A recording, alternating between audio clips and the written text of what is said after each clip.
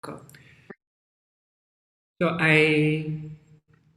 today we are going to talk with, every week we talk about one system in the anatomy. And so today we are going to talk about the immune system. But I wanted to review a little bit about last week. Last week we talked about the digestive system. And that from the digestive system, we discussed that, okay, the digestive system and the health of the digestive system depends very much on muscular activity. And so keeping the muscles of the digestive system healthy is important for our digestive flow. So again, here we have our asana practice and the importance of asana practice. And the second thing that we came up with is that the digestive system has its own independent nerve system, and it's the enteric nerve system. And this nerve system is part of the autonomous nerve system. And so I hope everybody has a clear picture. We have the brain, which is the central nervous system, and then we have the autonomous nerve system. Now, the autonomous nerve system is divided usually in the sympathetic and parasympathetic systems. Now, this we have discussed already. We have said a healthy mind means sympathetic and parasympathetic both are balanced. And so some asanas stimulate the sympathetic nerve system and some asanas stimulate the parasympathetic nerve system. Now, the digestive system has its own independent nerve system called the enteric nerve system. And this enteric nerve system, even when the brain is not functioning, will still operate. Now, maybe you think, why do we need to know so many things? It's important that we understand that many of our body's processes are totally out of control of our central nerve system, out of control of our brain. They are basically unconscious processes. And I think this is important for yogis to understand, that as we aim to change our awareness, and we have to understand also that we have to change many of our physical situations. And so if we do our meditation, but let's say if we don't do our asanas or we don't change our diet, then many of these physical patterns which have been carried on throughout evolution may still hamper our mental effort. And so releasing these unconscious physical patterns is the purpose of our asana practice. So in evolutionary terms, the oldest nerve system is the enteric nerve system. And just before there was a brain, and before there was the sympathetic and parasympathetic nerve system, there was the enteric nerve system, which controlled the digestive channel. And so for our yoga life, and our asanas help us reset these ancient autonomic nerve systems. And when we want to overcome our emotional weaknesses, our propensities, and Baba stresses this so much all the time in his writings, and we have to do our asanas. Now, Baba has a very unique way of using asanas, and most of our asanas are with breathing and controlled breathing, and we repeat.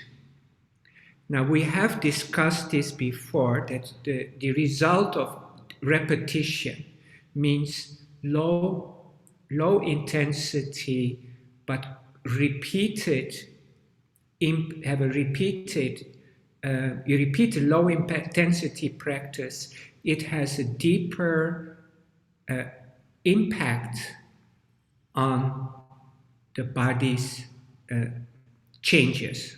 And so we can say that the repetition of our low intensity movements help us change how our nerves, our glands operate. And so actually this very much supports Baba's style of yoga practices. And so I hope you can remember and that if your if your gut system is not functioning well, through our asanas, and we can restore the balance in the gut system, and that way we can avoid many of the negative propensities related to the digestive system. And now usually people speak about this, the bioflora, and that means the healthy enzymes and the healthy bacteria in the digestive tract. I think in the yoga practice we focus on the exercise, movement, and through these movements we help cultivate a healthy digestive flow. And so the enteric system, if it is agitated or if it is disturbed, it of course also affects the glands, and then this affects the propensities related to the second and third chakra. And so I think, I hope you can remember this, that many of these emotional problems actually are totally unconscious, out of control from the brain. And the only way to access, of course, there's the mantra and the higher practices in our meditation with the chakras, or we can do it through the asanas. And actually, asana practice is very beneficial.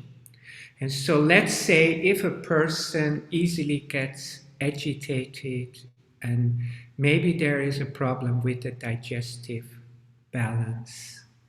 And so that I hope you can keep in mind, that is one of the main points that relates to the digestive system. And we also mentioned last week that the digestive system needs about, I think, 7 to 8 liters of fluids to operate well. And so the whole but many of these fluids are being recycled. So actually for good digestion, we don't need to drink thousands of cc's of water every day.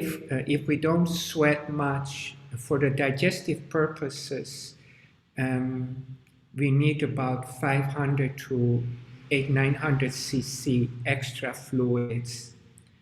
And last week we also mentioned that the stress factors affect digestion very much.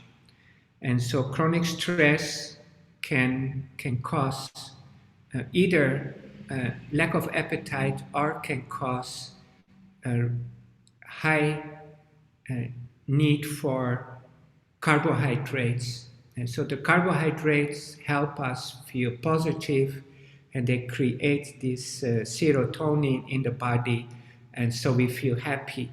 But actually, if we take more carbohydrates in the form of pasta or rice or bread, then these carbohydrates are going to make us fat.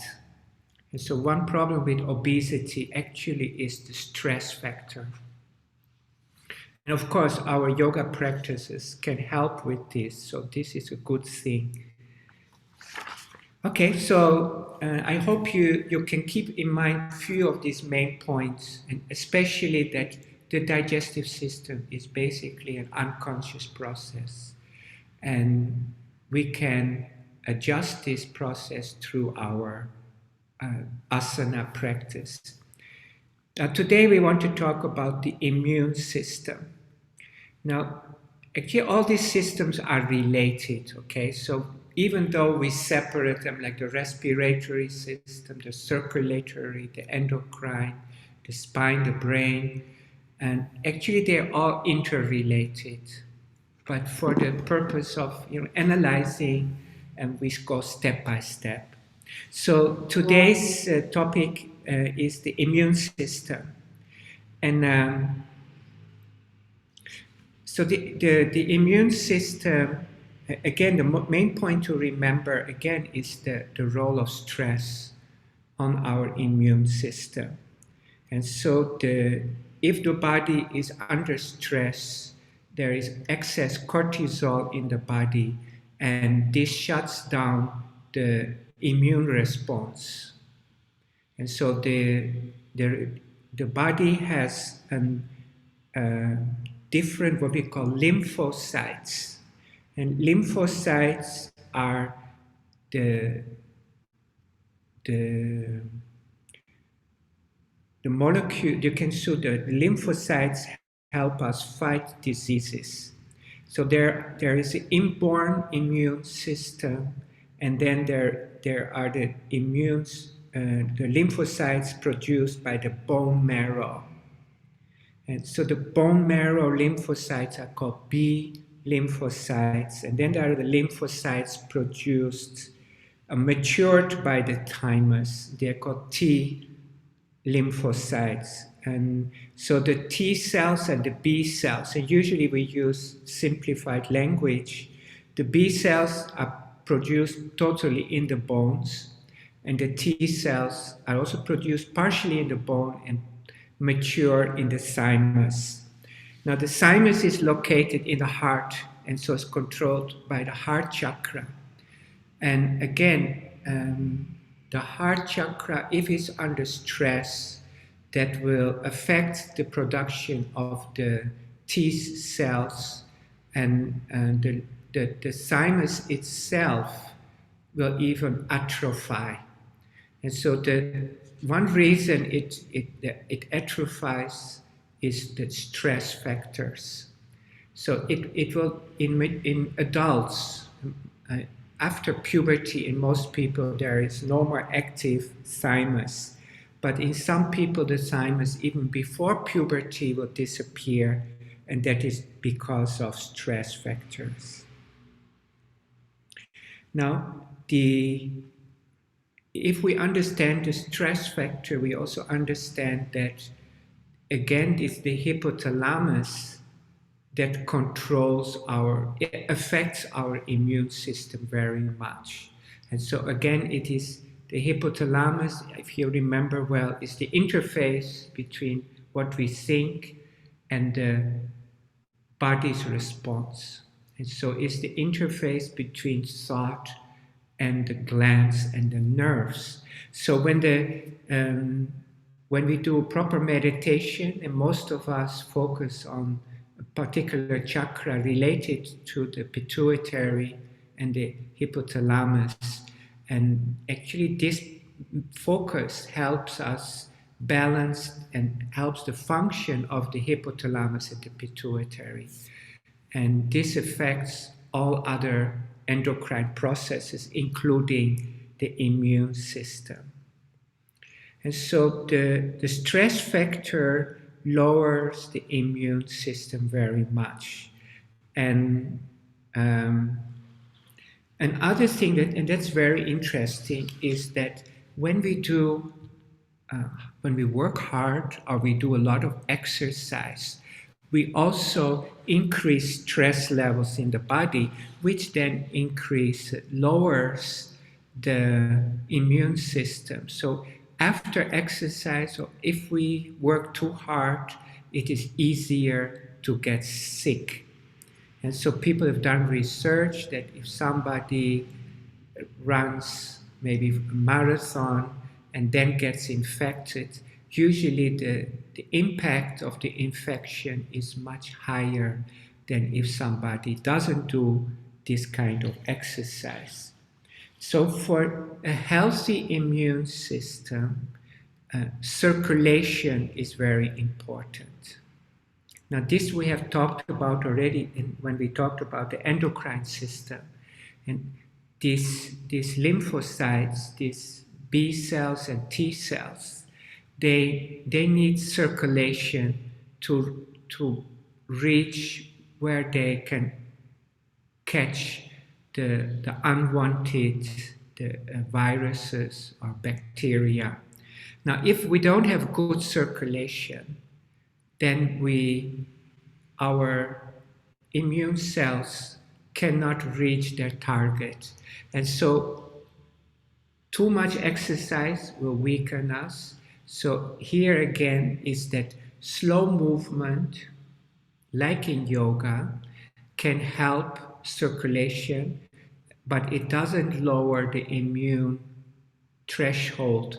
So we do exercise, we switch and we turn and we bend and we stretch, and through this we help the circulation, and this helps improve the immune response. And so even if somebody is slightly unwell, it is still advised to do some gentle movements. And I have noticed this personal life, but anyway, it is also, I used to study history. And so I used to study about this Roman Empire and all that.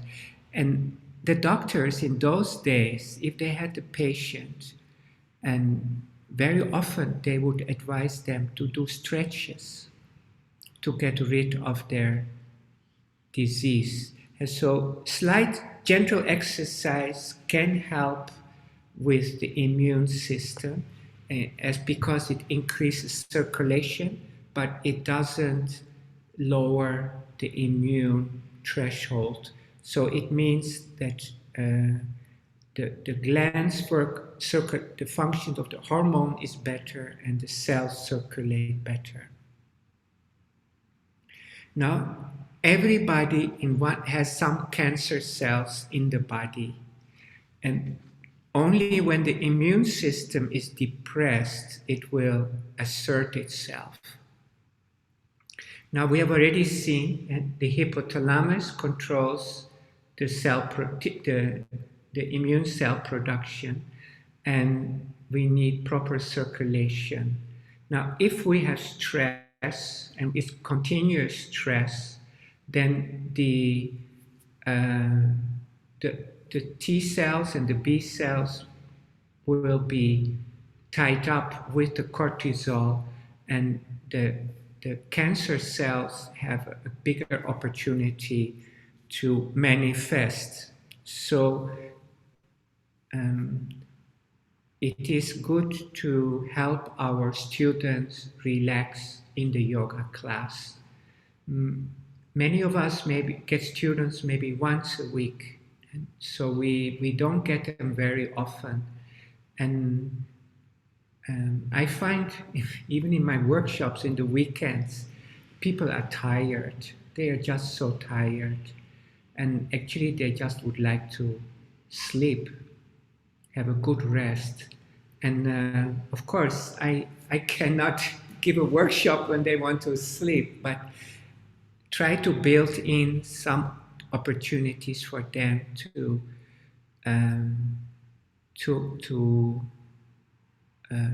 relax. And the relaxation is so important for them. Many times, especially women, when they go home, their wives, their mothers, they may be daughters or daughter-in-laws, they always are busy for this or that. And so their immune system is affected, and they are always under stress, and this can lead to serious diseases. I think globally now, out of every 3 people, 1 person will get cancer, one form or another. And so these are stress-related problems. And apart from cancer, we have problem with allergies. And allergies, again, it is a malfunctioning immune system. And so if the stress response often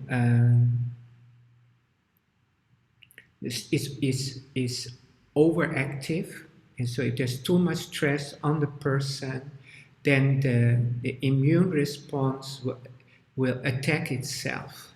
It will attack its own cells, and it will actually create its own diseases. And so again, this is a stress problem. Now we have talked about relaxation and breathing, and breathing also strengthens the nerve system. And last week or the week before, we talked about the importance of slow inhalation and slow exhalation. Now for the stress release, exhalation is so important. And so this is, we have cancer, we have allergies, and then rheumatism.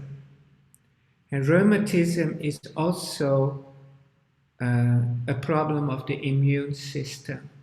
So this here, the immune response is that it cannot attack its the outside cells, and it misidentifies its own cells, and it attacks its own joint cartilage, and means the joint tissue. And so the joint tissue becomes attacked by its own immune system, and then you get rheumatoid arthritis. And this is very painful. I remember my mother, she had, she didn't have a single straight finger. All her fingers were crooked, and because of the stress response on her body. And again, you have to keep in mind that if we do proper meditation and we pacify the hypothalamus function, so we let the hypothalamus tell the body to relax and to remove all these stress hormones, actually we can avoid many of these old age diseases. I say old age, but actually many of these problems now appear in younger people. Rheumatism, rheumatoid arthritis, we have seen even in people who are 20 years old. Now, one reason of that, of course, is diet. And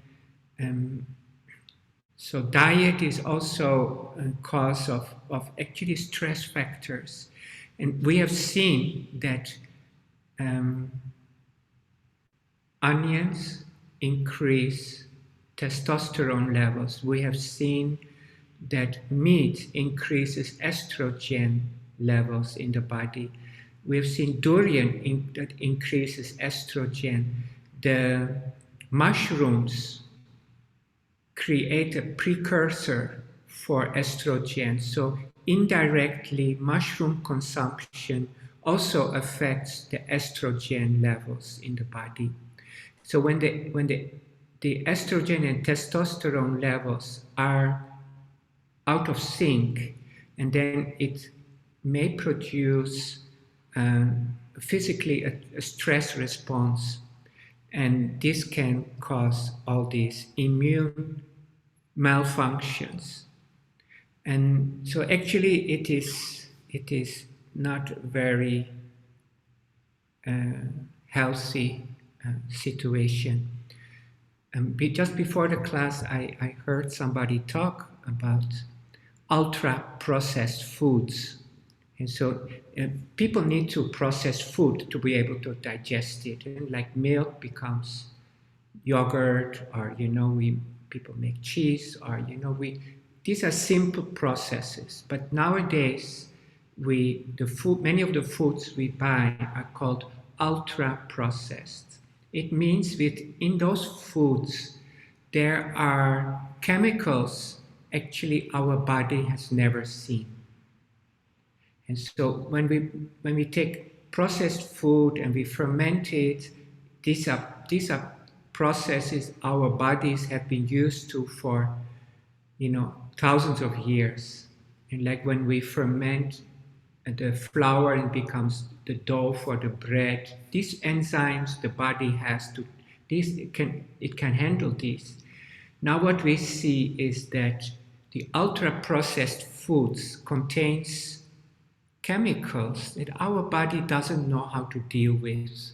And actually, even scientists don't know how to deal with it.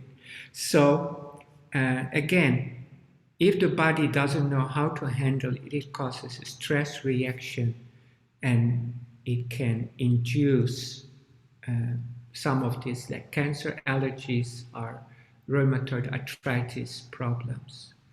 Now, the speaker I was listening to, he mentioned that within a span of 10 years in South America, obesity became a serious problem, and many of the digestive cancers came all up within a span of 10 years. And he says it has to do with a big change in diet. From our yogic point of view, we would actually emphasize the stress factor. And when the body is under stress, the immune system cannot respond well, and then it will cause all these cancers or other bacteria to flourish. So every day doing meditation and every day doing our asanas has a tremendous benefit to our immune response. Now this has been researched. And so if you look at your teacher's guide, the last point I mentioned there is that research shows that people who practice asanas regularly, they have higher levels of red and white blood cells. And of course, asanas promote circulation. And so these two factors make yoga asanas very beneficial for those with chronic diseases or chronic infections.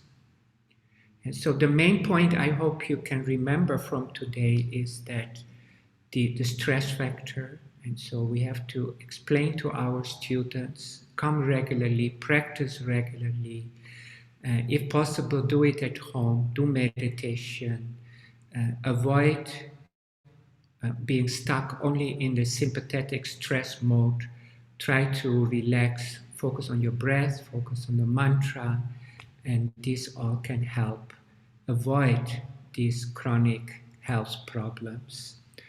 And I think many of our students initially may come to us is for health reasons. It's very interesting. And here every week we have about 60, 70 students come here for yoga practice. And under them, we have at least 4 or 5 doctors. And then we have 2, 3 nurses. And then we have a lot of people who work in insurance because they see the diseases in the people with health problems and how they suffer. And I think they're motivated. They say, oh, I don't want to suffer like this. I want to stay healthy. All right, so I think I've so far covered the main points I wanted to share with you about the science of our asanas. And also this is from the teacher's guide, the immune system. I don't know if anybody has any questions or wants to bring up any other points I didn't cover. And Didyananda Suveda, do you have anything you want to share?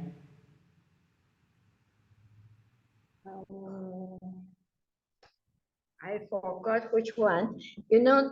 Somewhere I saw it's talking about vaccine. Vaccine, the last time Yeah.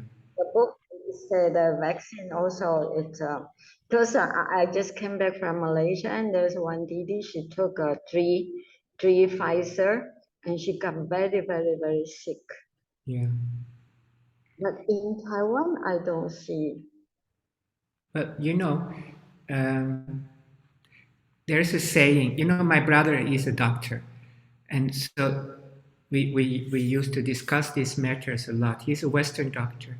So he says actually every doctor has his own graveyard. Means to say, Western medicine can save people's lives, but there also will be people who have adverse responses. And people you mentioned Taiwan, people vaccinated here, and they also, some people passed away, and they say because of vaccination. And the government gave a high payout to these families.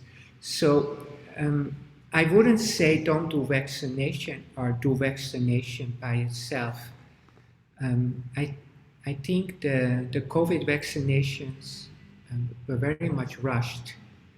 And of course, they helped many people, but I think also quite a number of people got adverse response. And I think the main point I want to stress today is the role of yoga in promoting a healthy immune system.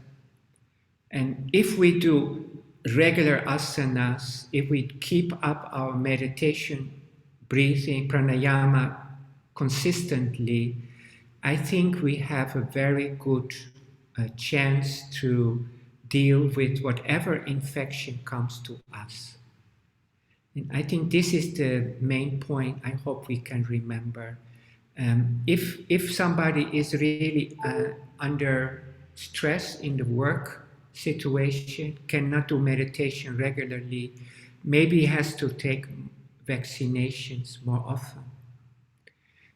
But I think a person who does really every day does his or her asanas and does proper pranayama and sadhana, I think they can overcome infections. We may get sick, but we won't get sick for a long time.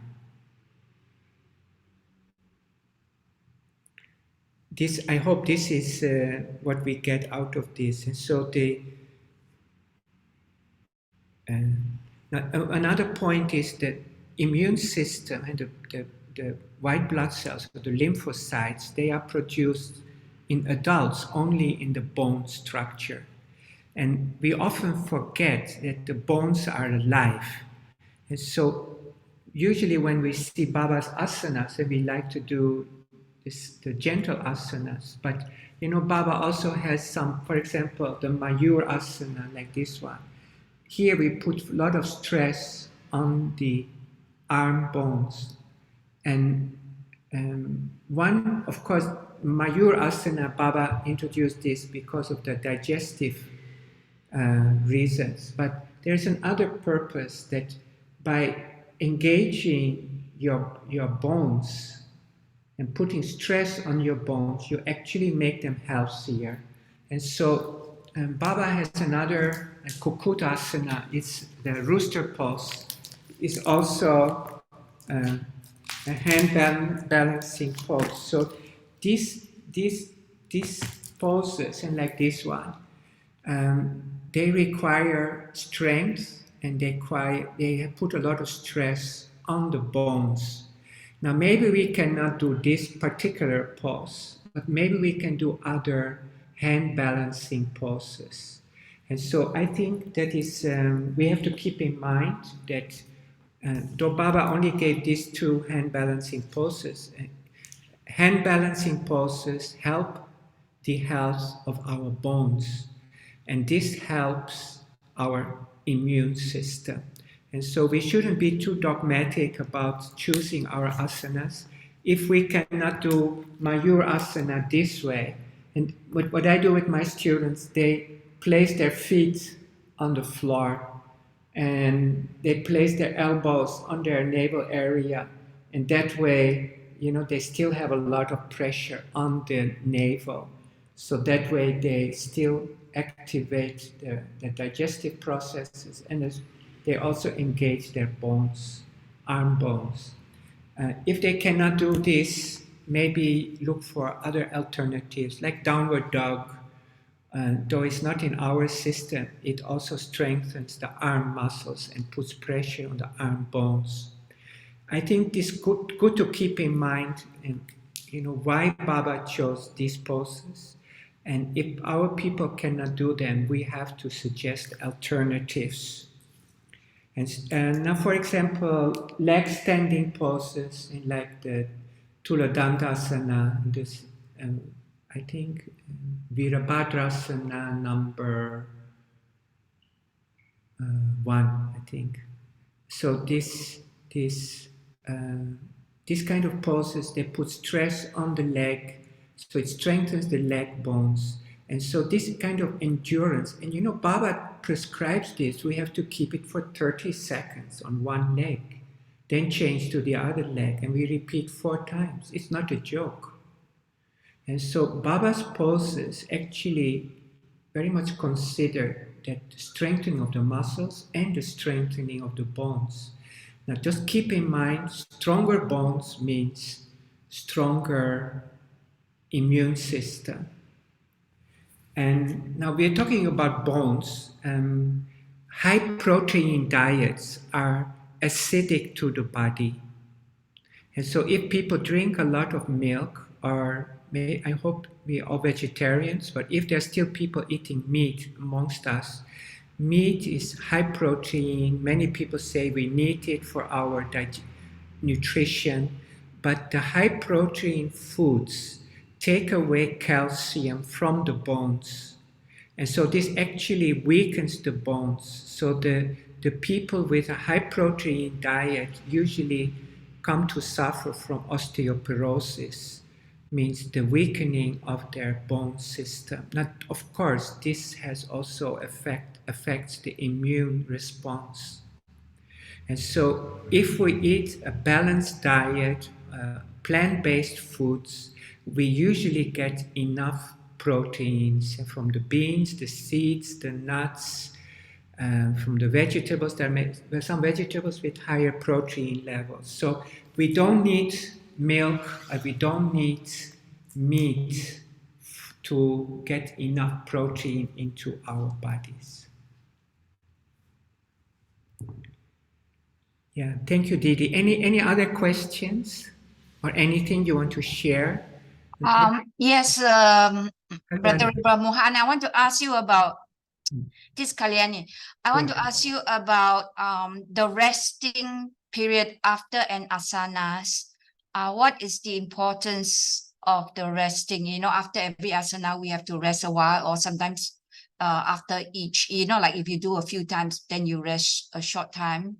So what is the purpose and, or the benefit of that? Yeah, very good question. This, when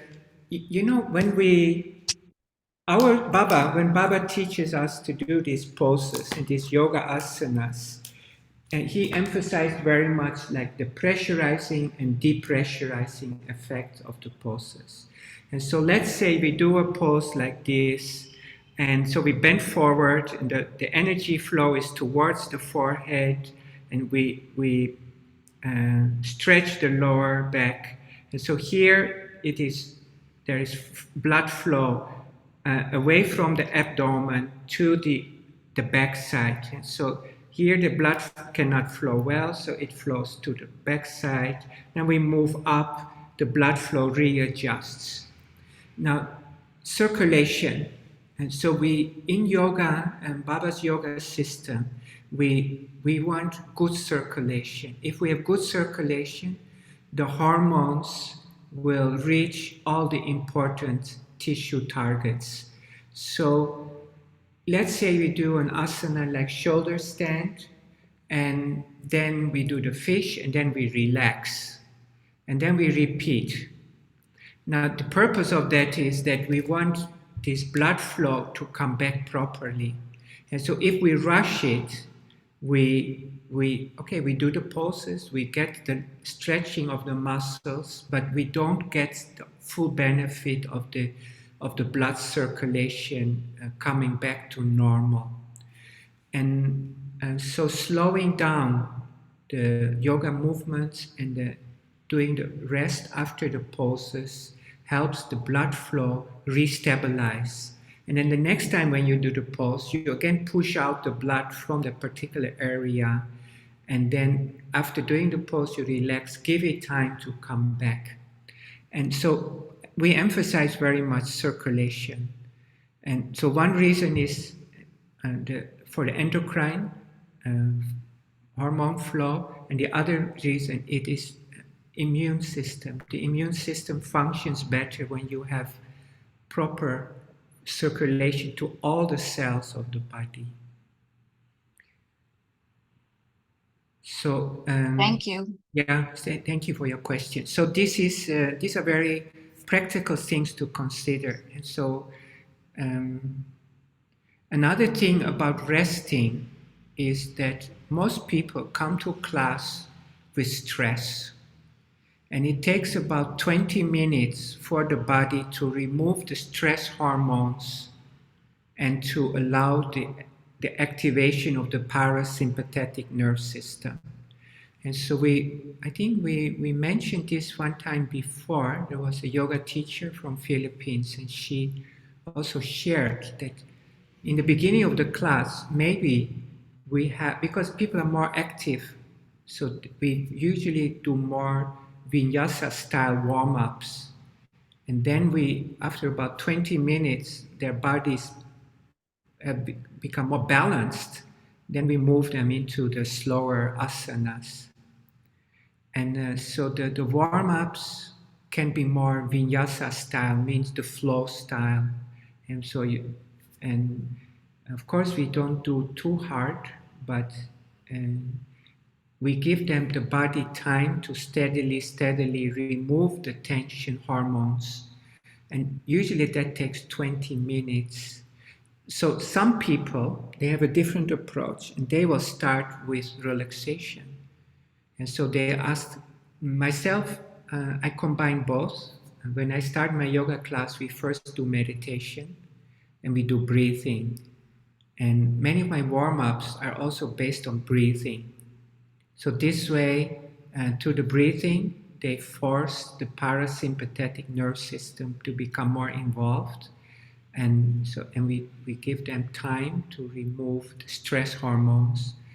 And so everybody has their own way, but the principle is the same. We want to bring balance to the body, and so people can consider their own approach. Okay, and any more questions?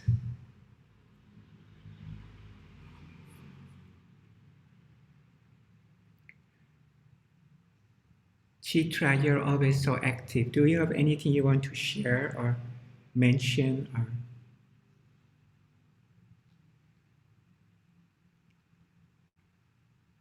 no response. Okay, so then we'll continue. Okay, so today we have started with the immune system, and I hope you can remember stress affects the immune system very much. So relaxation practices help.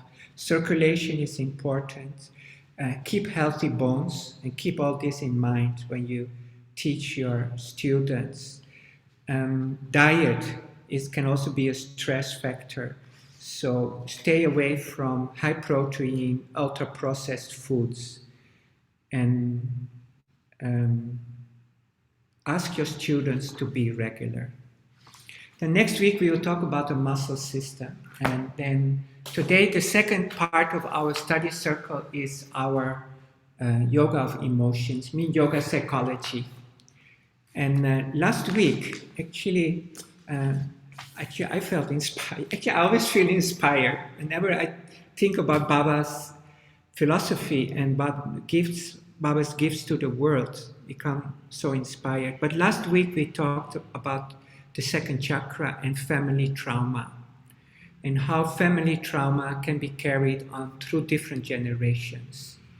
And usually in our Ananda Marga style of yoga practice, we talk about Supreme Consciousness a lot.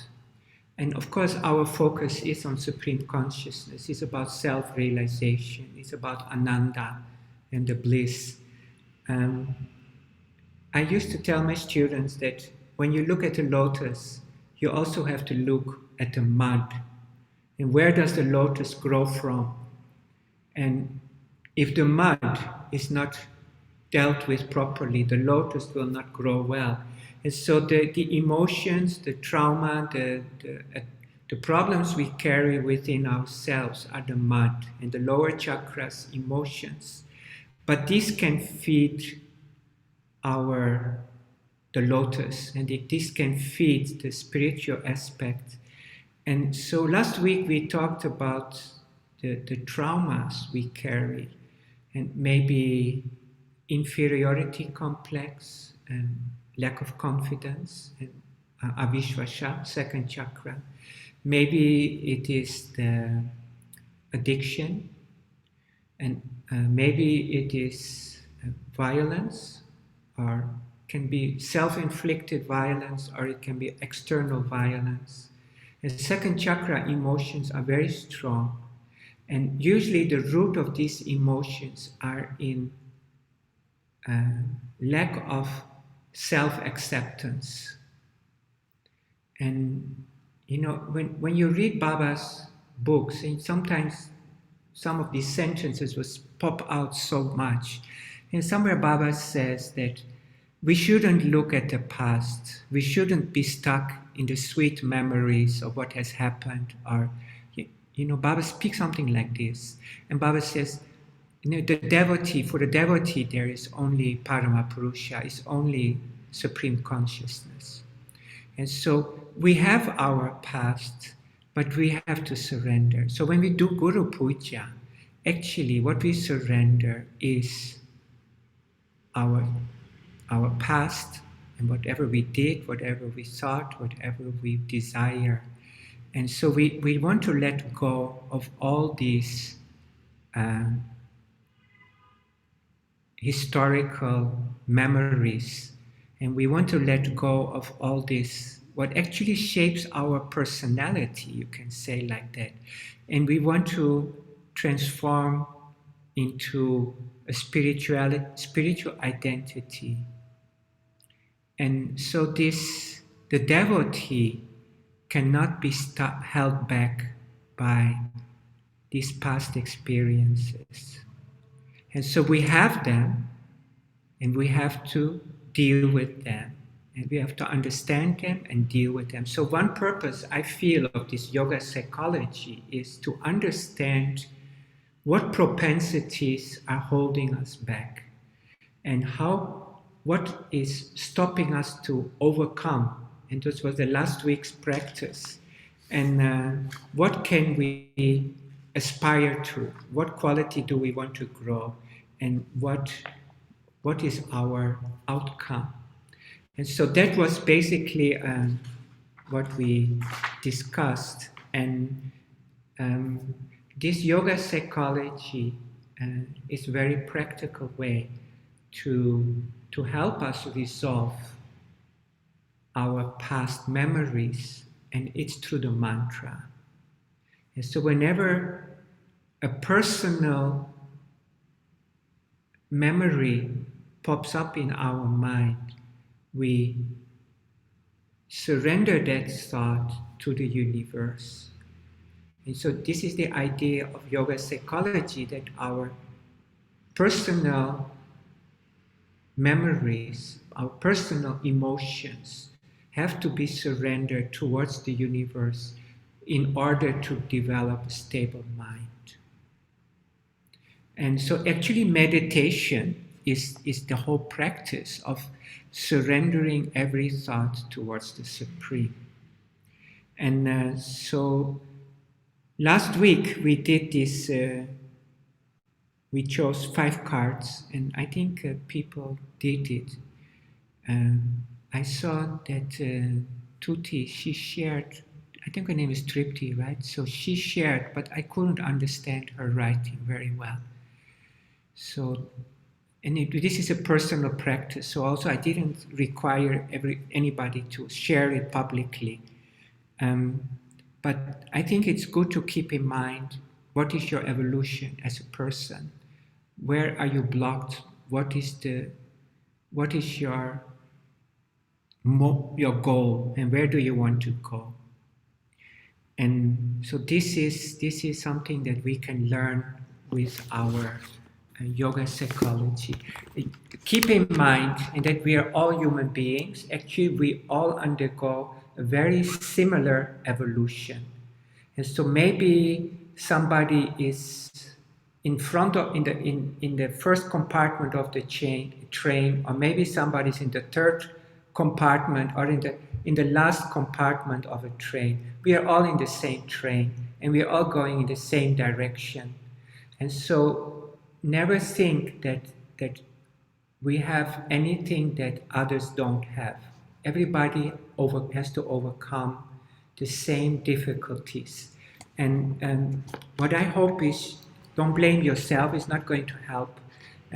It can be carried on from family, it can be part of your environment, it can be part of the culture, it can be a personal weakness. It is all possible. Our yoga path has the same answer. Surrender it. And how we surrender it, take your mantra. If you have your Ishta mantra, use your Ishta mantra. If you have second lesson mantra, Guru mantra, use the Guru mantra. If you use Bhavanam Kevalam, it's also wonderful.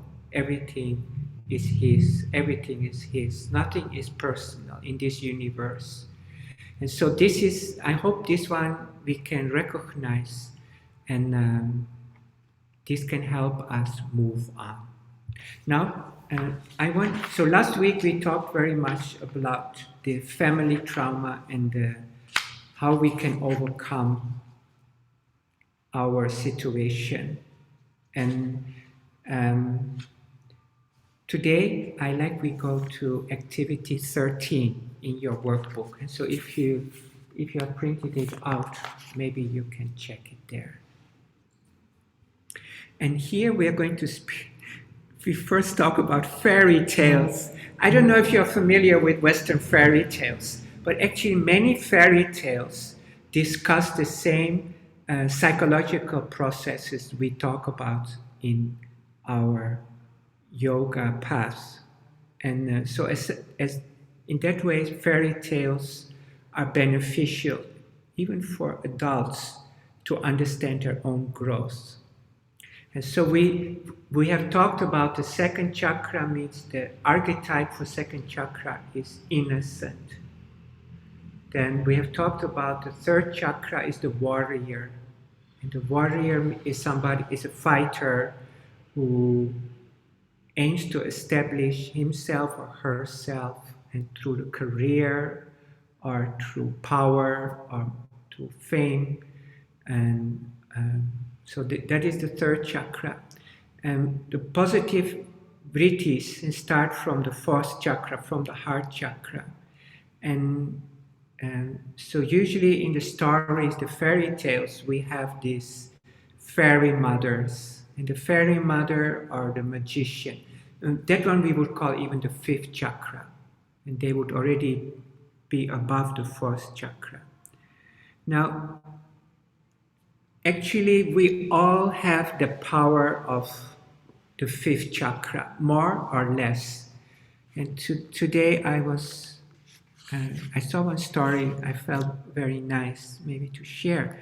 And one Dada went to a Margi's house, and the Margi had kind of given up on his meditation.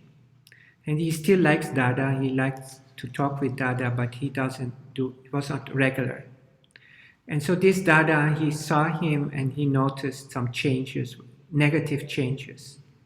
Now this Dada is very regular in his own meditation. So he got up, and those days when there was no Panchajanya yet, but his habit was from 3:30, he would get up and do meditation. And this brother was sleeping in another room. And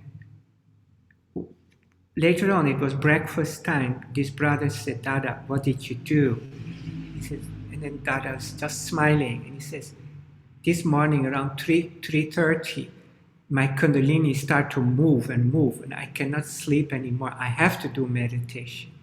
And he says, the first time I've really done very good meditation. And then this Dada, he said, you know, that time I got up and I started my meditation. And mentally, that Dada told Baba, this boy has to start meditating. It cannot go on like this. And so actually, through the force of this Dada, or the blessing of this Dada, the other person got the spiritual force to overcome his own static nature. And so we all have this magician inside us. And today I would like to go through the vrittis at the fifth chakra. And the fourth chakra we have done in quite detail, but the fifth chakra we haven't really gone through because it's a little bit magical. Now the first cards we have are all, the first cards of the fifth chakra are related to music. And so we all know, and Baba spent years composing Prabhat Sangeet. And so through music, Baba wanted to elevate our awareness. And so the first 7 cards are all related to music and the notes of the scale. Now in India, the notes are named after animals. And so when you see your cards, you'll find all the animal pictures are there. And so the animals in itself, they have no specific meaning. And so these are the notes, the music, the fifth chakra. Now, in Chinese culture, you have different instruments from Western culture. I don't know if Indonesia, I think Indonesia has its own music system also. There are some instruments in India, the sitar, for example, they play the raga and they can change the weather. And so the fifth chakra works with universal forces. And so when the first and second chakra, the second and third chakra are very self-centered, the fourth chakra is sacrificing, loving, but still a little self-centered. But the fifth chakra is the power of the universe. And if we meditate enough and release our attachments and our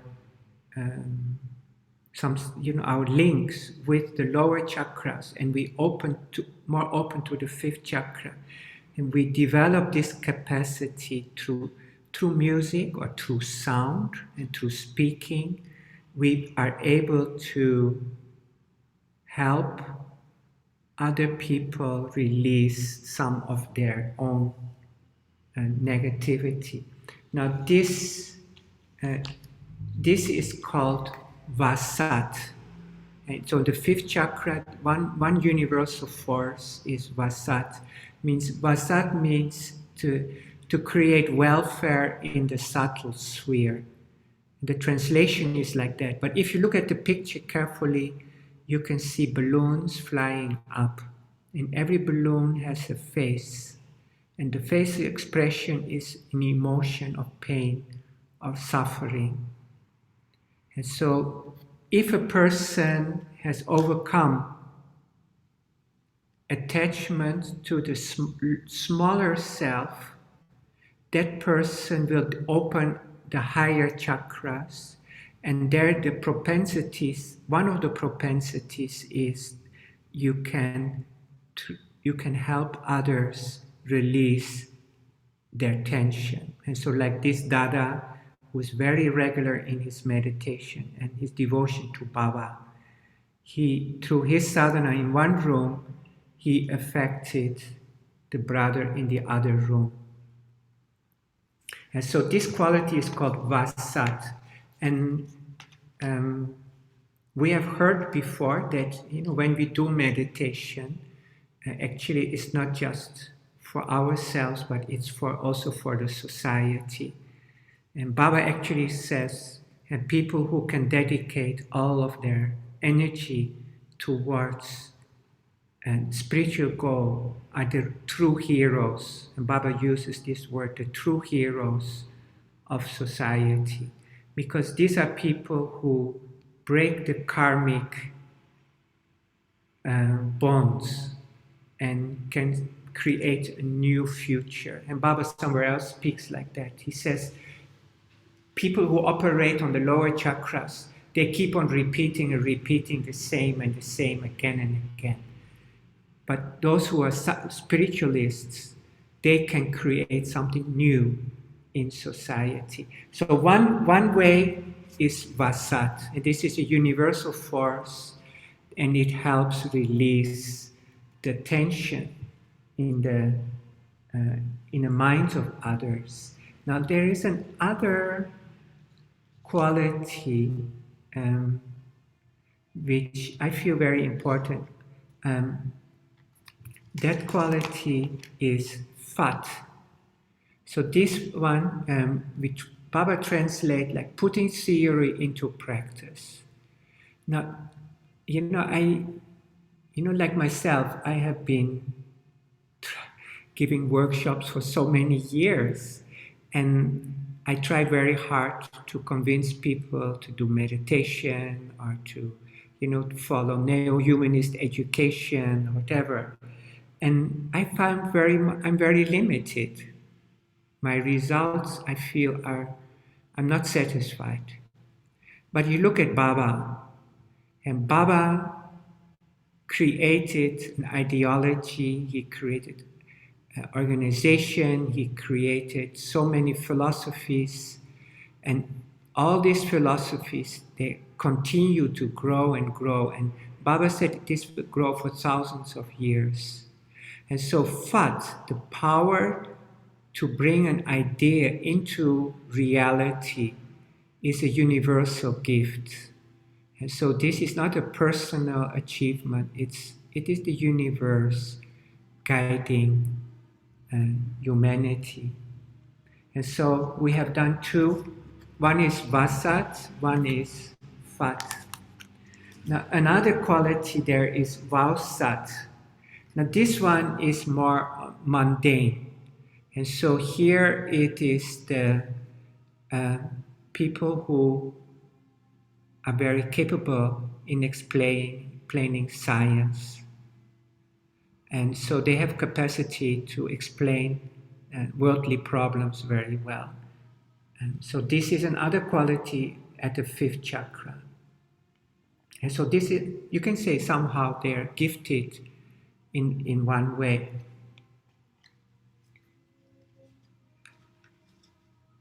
And now the other qualities at the 5th chakra, Namha.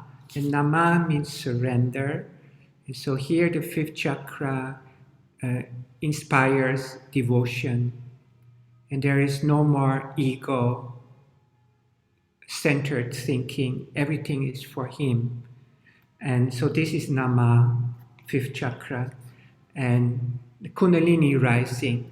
Now, we haven't talked much about Kundalini, but when the Kundalini comes up, there maybe some sounds will appear. And one of Baba's explains is Hum. Hum is a sound of Kundalini rising. Some yoga systems talk a lot about Kundalini. I think for us it's important to understand that Kundalini will rise naturally as soon as we let go of our attachments. As soon as we can let go of our propensities, then Kundalini will rise up. And so we don't need to worry, there is not one yoga practice that can make Kundalini rise as long as you have your attachments. So the main thing is really to surrender and devote ourselves to the service of Baba and ideation on the Guru and our spiritual goal. and let other things just fall by the road. And then slowly Kundalini will rise naturally. Now when Kundalini finally rises, we can hear the Om sound and the Omkara, the sound of the universe. Also fifth chakra, one realization, one vritti. Now sweet expression, and this is something, Amrita is one propensity at the fifth chakra. And finally, we have two more. Swaha means helping others. You want to serve other people. And you don't live for yourself. You just sacrifice everything for others. And finally, it is disgust, a repulsion. And you cannot tolerate injustice. You cannot tolerate immorality.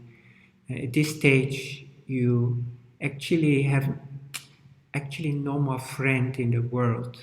You only are there for the Supreme Consciousness.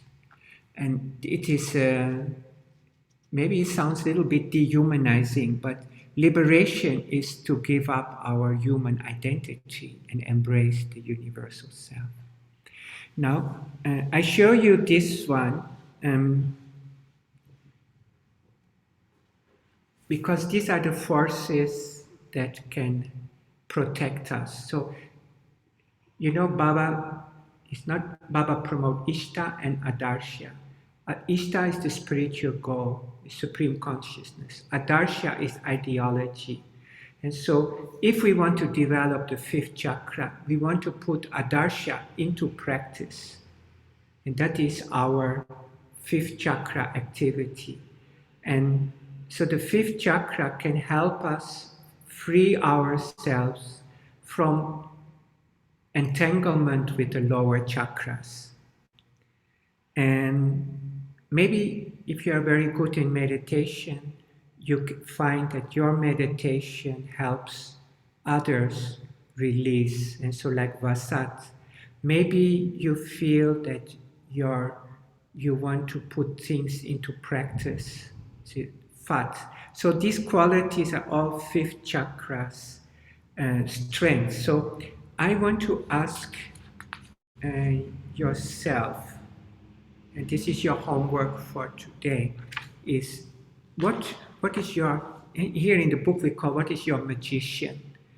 What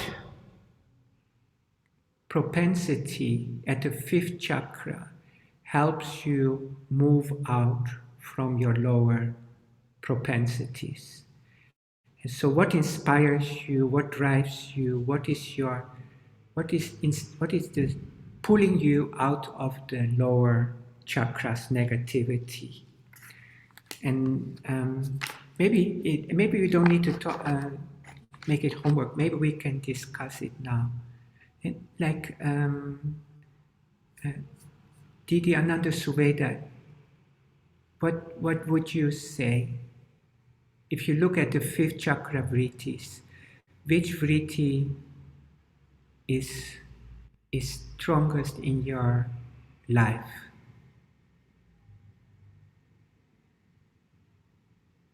Didi? I think, you mean already doing or desiring? I think both. I think aspiring is the main thing, right? And then finally realizing. You don't need to tell us what is your realization. You can just share what maybe, this is what keeps me positive. This is how I stay in a good flow with Baba. This is how my own negativity can be overcome so easily, because every day I wake up and yes, this is what my movement inspires my movement. Is surrender to the Supreme. Beg your pardon? Namaha, surrender Surrender. How about Swaha, service, helping others? Yeah, sure. That is our. I mean, as a deity that. Yeah. I mean, of course. So you mentioned Nama. I don't know if you can see the picture clearly, but it's very, actually these artists, I'm so thankful. Many small hands, and they let go into the big hands of the universe. And how about ideology? Don't you feel that, I feel this is a very beautiful thing in Baba's system, that Adarsha, and we try very hard to bring a theory to the world, bring Baba's ideas to the world. Yeah, that's right. That's why I'm coming to this class. Yeah, I think all of us are same. Even though I'm the one who's talking more, but I also get inspired all the time. And how about, maybe anybody else wants to share the Vasat? And so I mentioned to you this Dada went to this brother's house, and his meditation, or his desire for meditation in the other brother helped this other brother wake up. Does anybody have a similar experience? Oh, can I say something? Actually, we cannot hear you clearly. I don't know if the first time you talked was very clear. Oh, it's okay. Oh, now it's better. Thank you. Okay. Actually, that's how to say. For help other people. That's my father, because he was very much against to Anandamarga. But when he was leaving this world, when he was dying, he get very scared. He didn't want to go, and he doesn't know where to go. So the last 3 days, I just put kirtan whenever I'm with him. The last 3 days, I think I stay with him every day 8 hours. So I just put kirtan to him.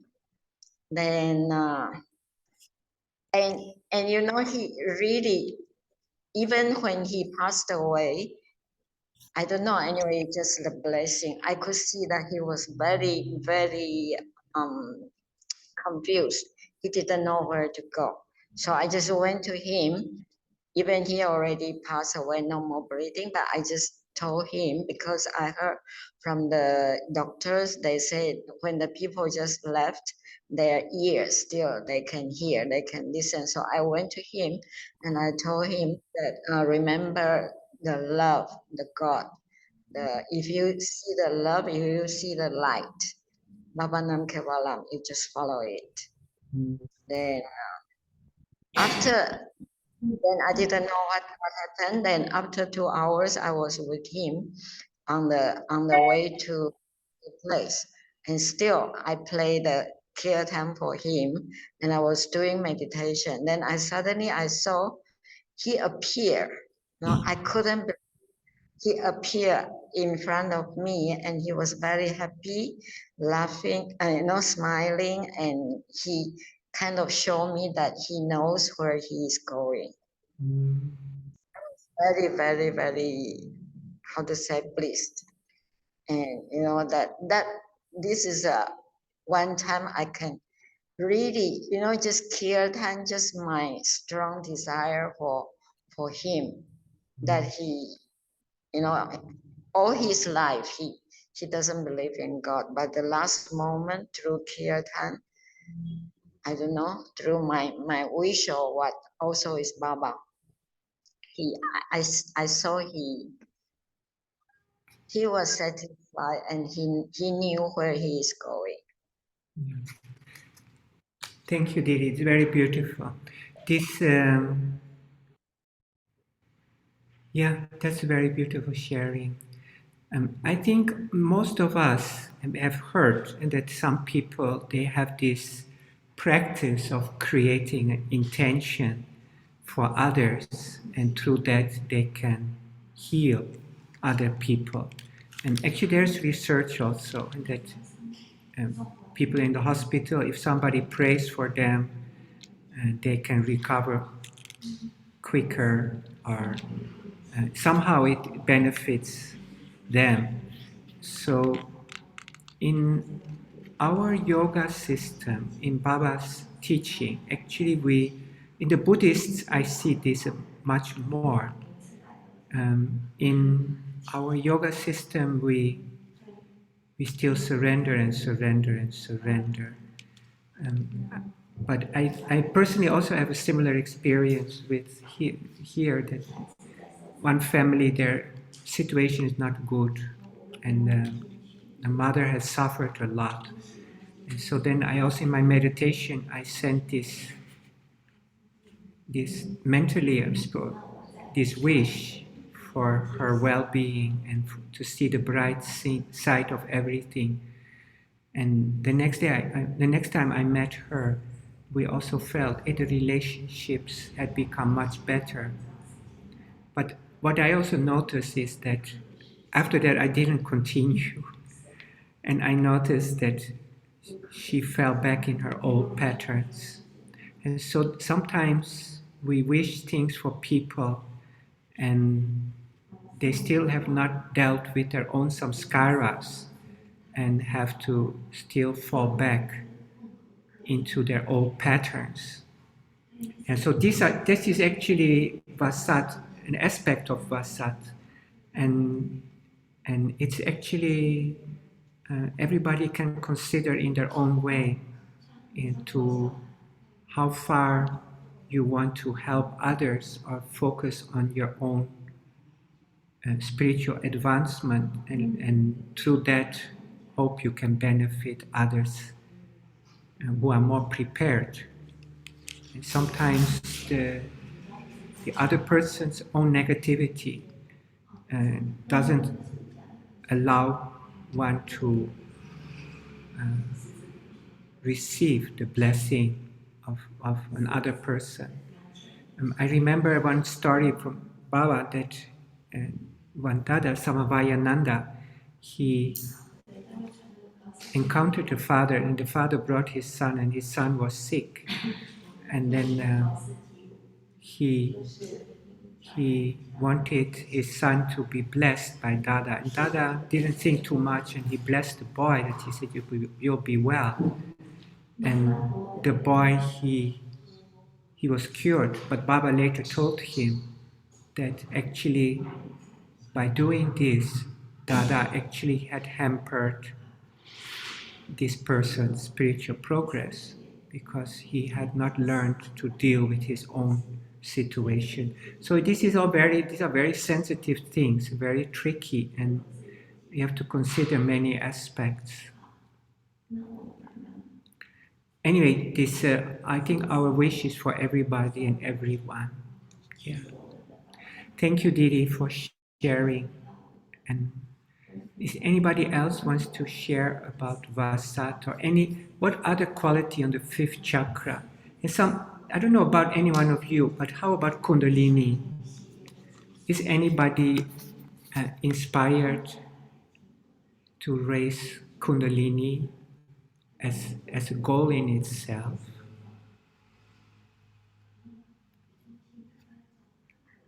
You're all true devotees. And there are other yoga practices, they encourage their students to focus on Kundalini. I think that our Kundalini will rise naturally once we free our own minds. Okay, so still, if you have time, or go on and review activity 13 in your teacher's guide. And then I want to give you one more homework, and that is activity 15. And so one is activity 13, understand the magician inside yourself. And the second activity is activity 15. And there on activity 15, you will see there is a table. And on the table, I hope you can write the positive qualities of the chakra. And so many of the vrittis are expressions of a chakra because the chakra is not balanced, not healthy. So I hope you can write here the healthy, a description how you see the healthy chakra. especially second, third, fourth, and fifth, sixth, I don't see any problem. But the second, third, fourth, the first four chakras, if you can do that one. Okay, I think today we have covered a lot. And Kartikeya, is there anything you want to share?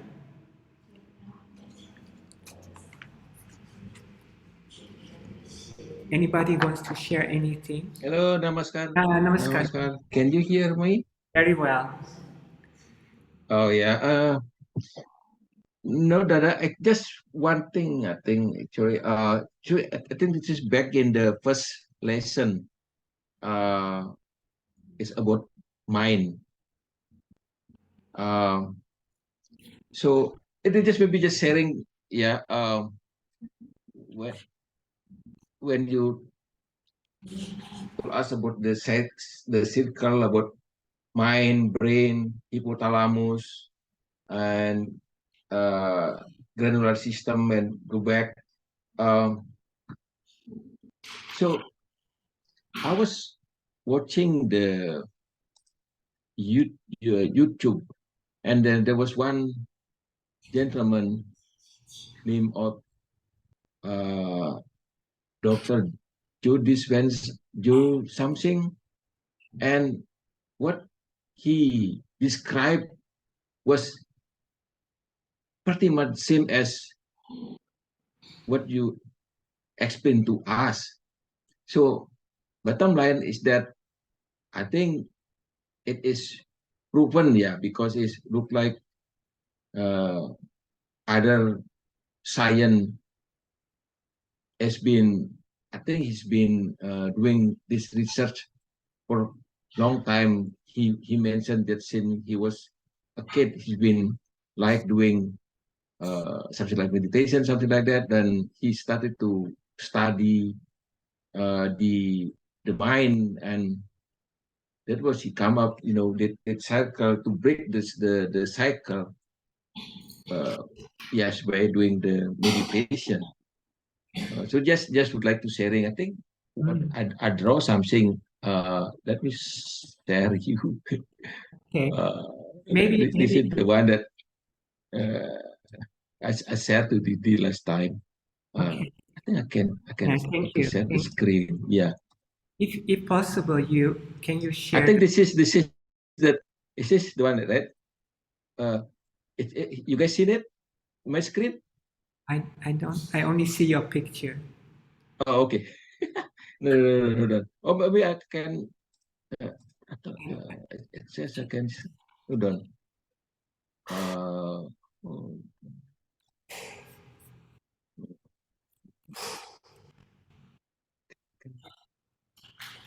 Share.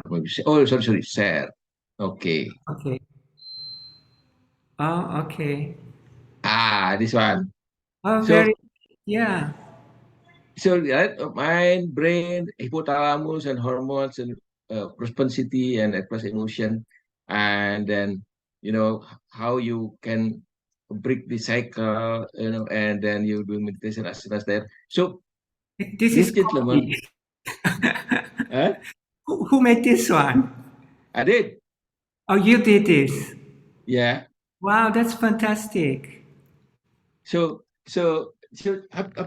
yeah, just when I did this, and then what did you took, man, this guy is telling us about the same that you told us, and Yeah. and she's like a doctor or something, professor. So to me, the bottom line, it is science proven that this is it. Yeah. Yeah, very nice. This must be a marquee because this is the same that we follow. Yeah. If you can find It is. Kartikeya, if you can share the link to this presentation. Oh, sure. I'll send it to you. Yeah, you can just send it to the chat group. I think everybody will be interested to see. Okay. Yeah. Sure. This is basically the basic concept of yoga psychology, how Baba explains it, and Yeah, Okay. very nice. Thank you. It's very interesting you found this. You're welcome. Yeah, I still need to learn more. I actually behind. I just reading the first 2 chapter and then I stop and then I need to I guess keep going. Yeah, I'm trying to catch up. yeah. Anyway, never mind. I think keep reviewing. There's a lot of Yeah. material inside. Yeah. So, actually, I had one more thing, but Didi has to leave by 9 o'clock. So, anyway, I just show you. In Baba's asanas, there are very few practices only for the heart chakra. This is one thing I observed that, Baba has many practices for the second chakra, but I found that specifically the chest opening poses very few. And like for example, this one, Chakrasana, could be included for the heart. And Dhanurasana also could be included. But actually Dhanurasana usually is put under the third chakra. And Chakrasana, Baba wrote somewhere else, it opens up all the chakras. So it's not specifically for the heart, but anyway, it can be there. But the pose that is mostly opening the heart chakra is this one. And so in case you teach asanas and you wonder what to do, I would suggest, even if you want prepare people for this, you have to have some more chest opening practices. And of course, there is Padahastasana. In Padahastasana, there is a back bend. So here, there is the opening of the chest somehow. I see many other yoga teachers, they use a lot of chest opening poses. And in our system, we have very little. And I don't know what you think about it. What do you think is the reason why Baba did not put more emphasis on the heart chakra poses? Second chakra, there's a lot. Third chakra, we have some. Fourth chakra, we have very little. And of course, for the Udana Vayu and the upward energy, we have a lot of poses. So I'm wondering why Baba did not emphasize fourth chakra more. Maybe if you have time to think about it, maybe we can discuss it next week. All right, so thank you everybody. Thank you for Didi Anandahari to always set up, and thank you for all participants, and I hope to see you again next week. Namaskar. Namaskar. Thank you, everyone. Namaskar. Thank you. Namaskar. Thank you. Welcome. Namaskar. Thank you.